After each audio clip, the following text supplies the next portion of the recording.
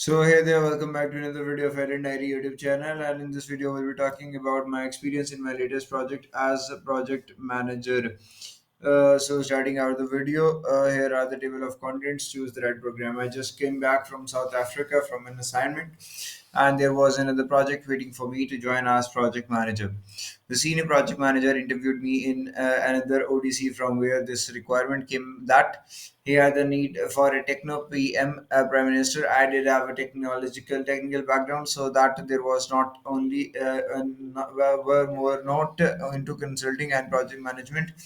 For the past a few years, the positive was I had my PMP certification theory and was thorough on the first. It's like thorough on the project management principles and concepts due to my project management experience. So the manager gave me a relief of the project and asked about my background. He was convinced and he had me start immediately. The client was a banking major in Australia. The project had just begun, and I was handed over the snow. So statement of work and along with the HLD high level diagram and LLD's low level diagram. For the project, it was too technical, and I found it difficult to digest. They were very fast. I was introduced to make to the offshore and on-site team in the daily hunting huddle media. The kind started the team started taking on the project and the technical jargon they were using when bouncing over my head. I met my RM reporting manager and asked him to give an overview of the project, how we look at the session the next day, which was extremely high level. High level, I was still lost in the 90 integrity of the project. It called upon the it is called an overview of the condition architecture. The lead gave us to good insight into the project architecture, demonstrating over the project how the various applications and technologies are wasting or it's like interfacing. The project was an OA service oriented architecture based on a services project and required delivery of code for these services and adopters.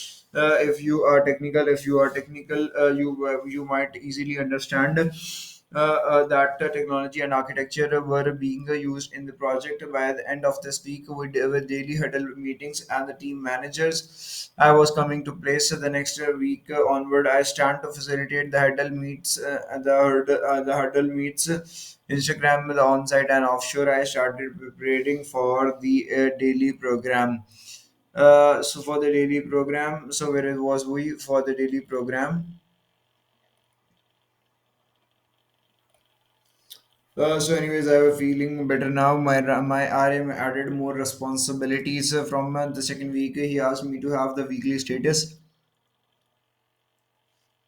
Sorry.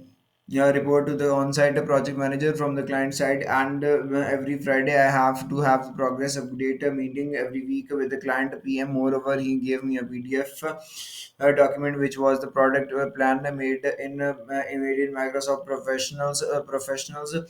Is a draft state. He also gave me a document of the delivery schedule from the past projects, and I had to come up with the version of both documents. I sat with the interior members of the team throughout the day and come up with the project plan.